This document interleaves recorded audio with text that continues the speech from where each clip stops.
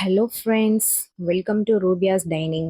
இன்னைக்கு ரொம்பவே டேஸ்டியான பெப்பர் சிக்கன் எப்படி பண்ணலான்னு பார்க்கலாம். ஃபர்ஸ்ட் டைம் சேனல் பார்க்குறீங்கன்னா மறக்காமல் சப்ஸ்கிரைப் பண்ணிக்கோங்க.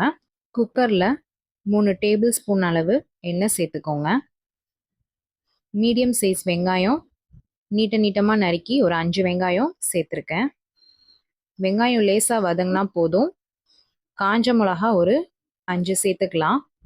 சேர்த்துட்டு நல்லா மிக்ஸ் பண்ணிக்கோங்க. நான் 1/2 கிலோ சிக்கன் சேர்த்துருக்கேன். சிக்கன் சேர்த்துட்டு நல்லா மிக்ஸ் பண்ணிக்கோங்க.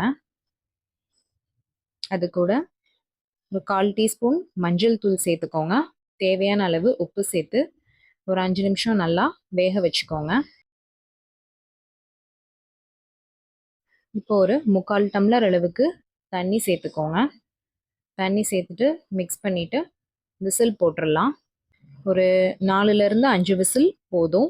இந்த குக்கரில் இருக்கிறத அப்படியே ஒரு சட்டியில் மாற்றிக்கோங்க.